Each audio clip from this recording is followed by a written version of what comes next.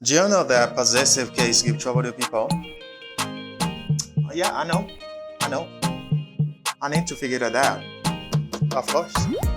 We need to figure that out. We need to figure that out. Not tomorrow, but today. Today, you're going to learn how to use possessive case. Aujourd'hui, on va apprendre comment pour utiliser cas possessif. On va apprendre dans toute intégralité. Firstly, qui ça? Possessive case là est, qui j'en pour utiliser, et puis n'a bon exemple, et ensuite n'a fait l'autre vidéo pour nous faire exercice pour permettre que on bien comprendre. Je pense que son bon travail, pas vrai?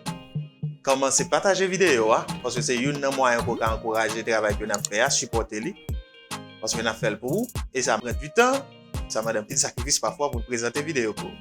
Donc, pour satisfaire le travail, ça, une façon pour faire ça, c'est partager vidéo nous et puis like vidéo nous commenter là-dedans pour dire qui satisfaction que rejoindre dans vidéo que n'a produit pour vous. L'autre bah au café encore pour entrer dans groupe Telegram nous c'est ou même on t'a aimé connaître plus de nous pour partager son gain avec l'autre monde pour faire plus pratique parce que langue exige plus pratique. Pas dire moi emmagasiner tout ça que n'a bail là yo et vous chita pas jamais ouvrir bouche. Non, pour travailler en vain. De ce fait, m'encourage nous rentrer dans le groupe Telegram là, et merci avec tout le monde qui supporte le travail là, qui non seulement partage les vidéos nous et qui écrit nous tout de Bagay positifs, qui ba nous de mots encourageants, qui encourage nous anpil. Et m'a tout dit tout que les nous écrit des messages qui précis. Parce que pas toutefois nous gain temps pour nous répondre en pile message. Là écrit nous dit mais hello, pas tant pour me répondre pour me dire hello encore. Donc si vous besoin nous écrit nous des messages précis. Hello teacher Daniel, moi c'est intel, moi encourage pour travailler à faire. Bien teacher Daniel, est-ce qu'on gagne tel bagage, est-ce que nous offrons tel service? C'est ça. Donc ça vraiment important pour nous pas dire que nous minimiser ou bien nous mépriser yo les écrit nous. Donc m'a fini pour vidéo ça, pas déplacer, c'est restez là, calm down, sit down. Prends popcorn et puis regarder vidéo avec plumeau, something to write or not necessarily a pen or pencil. Sit down and watch the video till the end. Regardez vidéo jusqu'à la fin et puis posez question. Posez question. Pas venir faire vidéo pour montrer que je parle anglais. Posez question. Venir faire vidéo pour aider vous. Donc posez question pour nous aller pour nous apprendre ça. I'm coming back.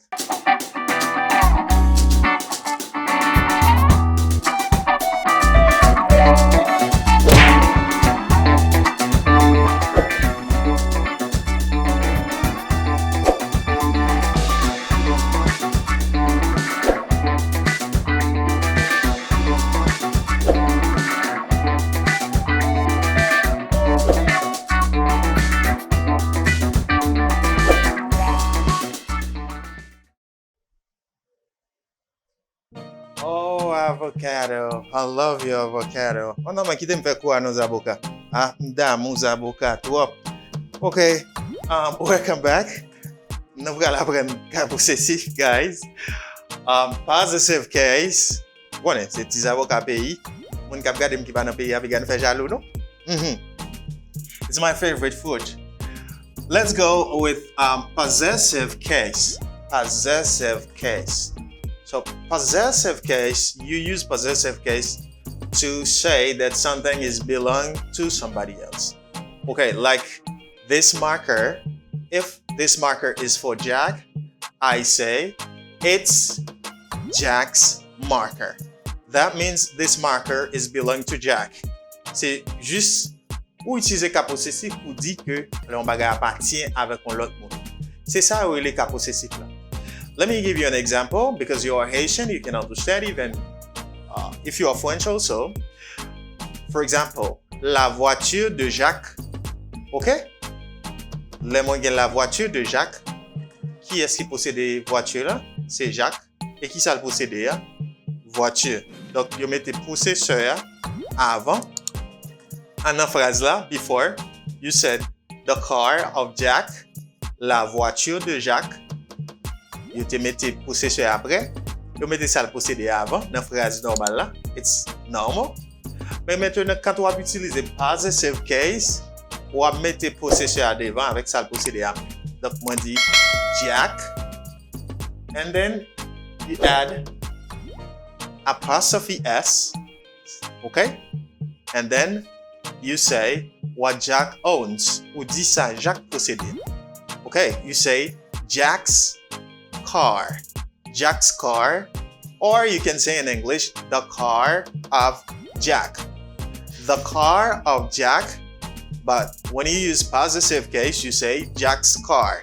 C'est Jack qui possédait. Ou fait jonction entre ça Jack possédait avec Jack. Ou mettez apostrophe S devant Jack, devant monde qui possédait avec ça monde qui possédait. I think you're clear. Tell me if you're clear. Dis-moi si nous clair. Because I always take my time to make you understand. Pour que ça m'a souvent aller rapide. De nature, on pas trop rapide. Deuxièmement, c'est comme ça même quitte m'a pensé dans classe, dans quelque chose à côté, dans quelque chose institution, moi prends ça. Because I focus on the person who is learning. Moi focus sur monde qui va apprendre. Donc, je pensais que n'a prend ça non pour entendre tout ça et pour nous comprendre. So, basically, people use like a question word, whose. Remember, there's a video about that. You say whose. W a pas prononcé. Pas dit whose, ou dit whose. Generally, people ask question with whose for belonging. I mean, for possession. You pose question avec whose pour possession. Vous parlez de, vous posez question sur ça monde possédé. For example, whose book is this? Okay? You can say it's John's book. You can see that? It's John's book. Donc, c'est John qui possédait, mais ça le possédait à ses books.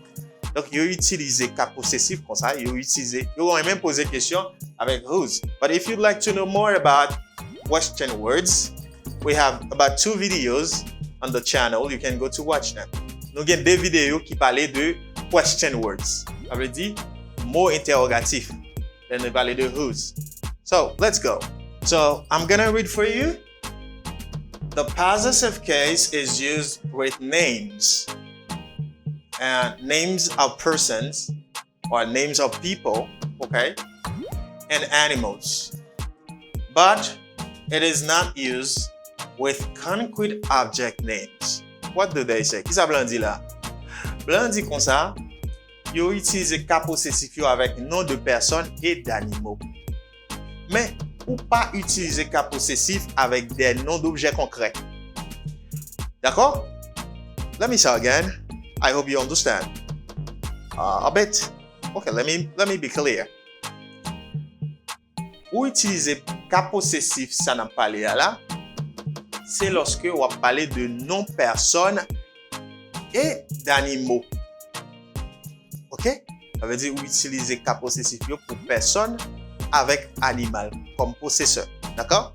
Mais là, je parler de noms d'objets concrets, moi pas utiliser yo comme possesseur. Moi pas fait cas possessif avec. Let me give you an example. Peter's computer. Peter's computer. Peter owns a computer. Now you say the computer of Peter. Okay. Computer, Peter. Donc là, c'est Peter qui possède un computer. Peter, c'est un nom personne. On est capable de mettre Peter, apostrophe S, et puis ça le possédé qui c'est computer. That means you make possessive case with the owner with apostrophe S plus what the owner owns. Vous utilisez cas possessif avec un possesseur et ensuite vous mettez apostrophe S plus ça le possédé pour faire jonction. I think you're clear. But now let me give you another example. The leg of the table. The leg of the table. Can I say the legs table? I can't say the legs table. Moi pas qu'à mettre the leg pour mettre apostrophe S et puis vous mettez table. Pour quelle raison? Parce que leg c'est non un objet concret. Okay, you grab me now. Okay, I say, de ce fait, moi j'ai l'autre façon que je suis capable d'utiliser que mon vais l'apprendre tout à l'heure. Don't worry. So, Like this example, you say, my mother is the name of a person. Mother, c'est non yon moun. Okay, you say my mother apostrophe S, and then bag. Mamam ki posede, that means the bag of my mother. C'est valise mamam. Valise mamam, mwen di, my mother's bag. Pour qui ça, c'est parce que maman qui possède des valises là.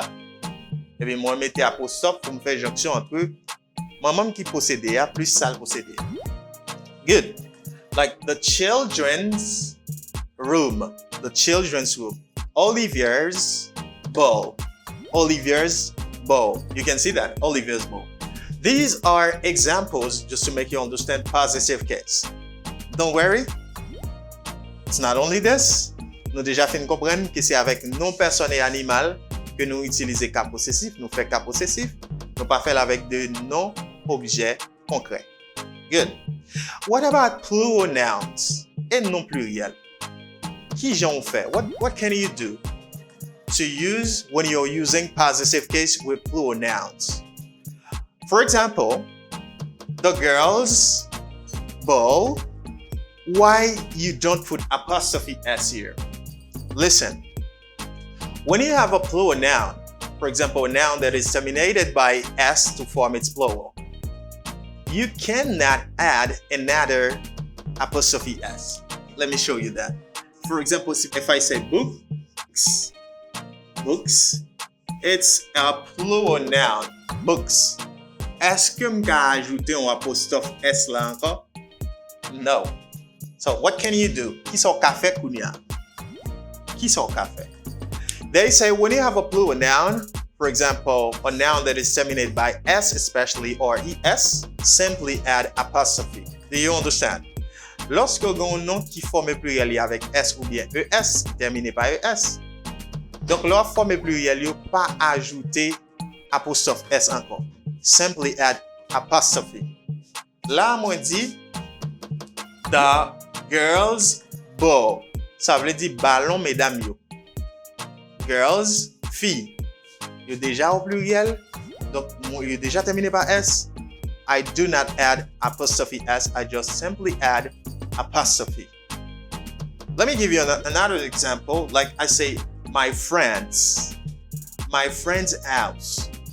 My friend's house. It is terminated by S. Now, you add apostrophe instead of add apostrophe S. Ou ajouter apostrophe au lieu que ajouter apostrophe S. Great. But there is another thing.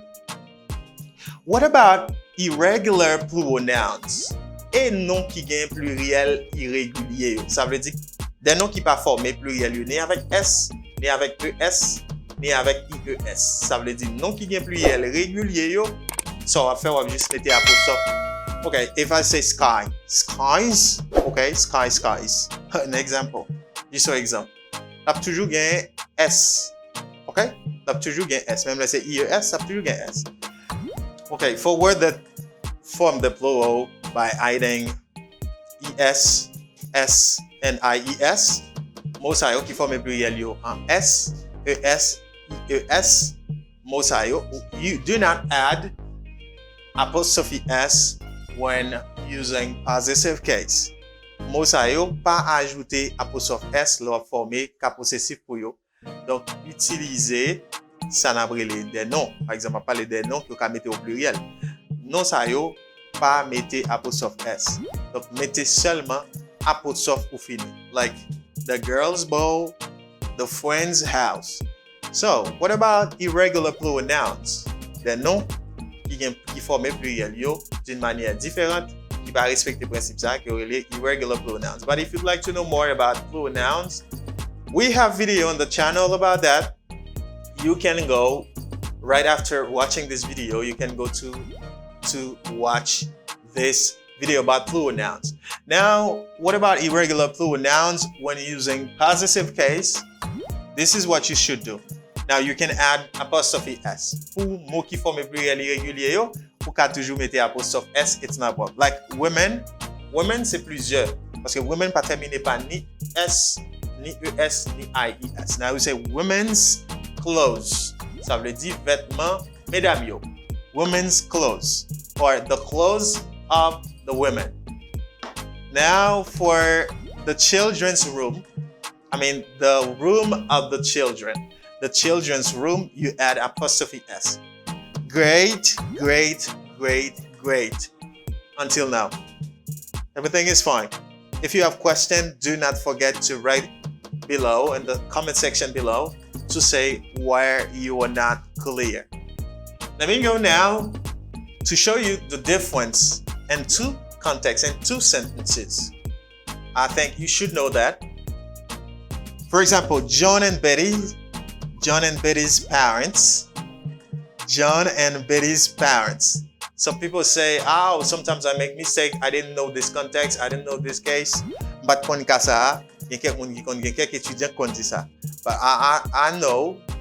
I think you should make the same mistake. This is the reason why I want to attract your attention. John and Betty's parents. John and Betty's parents. Here in the sentence, they talk about the parents of both people here, John and Betty. Là, on dit John and Betty's parents. Là, on mette cas possessif pour deux moun.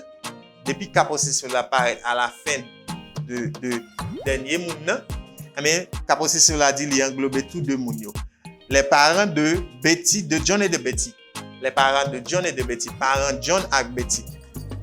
So, however, when you have John's and Betty's parents, it's another thing. Let me get John's and Betty's parents, it's another context. Ça c'est l'autre contexte. Now, they talk separately about the parents of John and also the parents of Betty, not the same parents. Là, on parle de John's parents and Betty's parents. Là, on parle de les parents de Betty et les parents de John d'une manière séparée. Ça veut dire, on pas dit, moun sa yo gen même parents. They do not have the same parents. Yo pas gen même parents en l'air. Here, they have the same parents. Here, they do not the same parents. Okay, so you have to get rid of this. Vous supposez prendre pile attention. Here, let me show you another thing. Some names like shop, house, and church. Il y a quelques noms comme shop, house, avec church, and a sentence, they are implied. What do I mean when I say they are implied? I say you don't mention them. Yo sous-entendu. Dans exemple ça yo, on va voir que shop ou bien house, quel que soit, ou bien de capable de dire n'importe l'autre nom que m'utiliser, bien des côtés li pas ou pas fait cas de ça. Like, he's going to the baker's. Who is going to the baker's house or to the baker's blah blah blah? You don't know. They don't mention because in this sentence it is implied. Ça veut dire li sous-entendu. Okay? He is going to the baker's. Ça veut dire li pral kay boulanger a moun k'ap fait k'ap travay dans boulangerie a. He is going to the baker's. Okay. Ou bien pral aller dans boulanger côté baker's, baker a here. The second one, I will sleep at my aunt's. Now, what do you mean? I will sleep at my aunt's house. Mwen pral dormi kay ma tante mwen. You, instead of saying at my aunt's house, you just say at my aunt's. They, in this sentence, they are implied. You're sous-entendu. Okay? Good. If you don't understand, you can ask question, but I think I'm clear. I'm clear. Ou di, gen des noms ou pas besoin mentionner l'autre partie qui vient dans cas possessif. Ça veut dire, ça moun nan posséder, ou pas besoin mentionner. Par exemple, si m'da dit, I will sleep at my aunt's house. Mwen pral dormi la kay ma tante mwen. It's not necessary to say, I will sleep at my aunt's house. You simply say, I will sleep at my aunt's instead of saying at my aunt's house. It's really, really, really simple. Good? Now, guys, you ask question about possession with whose sometimes. And you see the example. Whose book is this? It's John's book. Mais si John c'était un nom qui était terminé par S ou bien quel que soit un nom qui était terminé par S, tu as juste mettre apostrophe. You finish. Great. To avoid repetition, here they can use the same way. You can utiliser la même façon pour éviter la répétition. Whose jacket is this? Qui met jacket ça? It's Brian's. It's Brian's. They do that when they want to avoid a repetition. Instead of saying it's Brian's jacket because jacket is already mentioned here. Lorsque notre question, ça va parler de lui a déjà mentionné, eh bien ça fait pour juste utiliser ka possessif là sans pas mentionner ça qui possède. Or you can say this is Peter's pipe, not Olivier's. You know, this is Peter's pipe, là, il y a un possessif. Peter's pipe, not Olivier's. Pas besoin de mentionner not Olivier's pipe anymore. Pas besoin de mentionner ça. I just say not Olivier's. Okay. To finish, as conclusion, you use possessive case with the name of people and animal.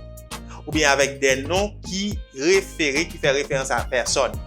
Par exemple, si je parle de my friend, c'est ça réfère à personne. Pas vrai? OK. En pile fois, ça réfère à personne. Donc, ou dit, si on dit my mother, ça réfère à personne. OK? Ou personne. My children, ou personne. Great. Pour utiliser cas possessif, let's say on mette apostrophe S. You add apostrophe S when using possessive case. And sometimes you can use apostrophe without using S. Why? It's because when you have a word that is terminated by S, lorsqu'un mot qui était déjà terminé par S, oubliez régulier.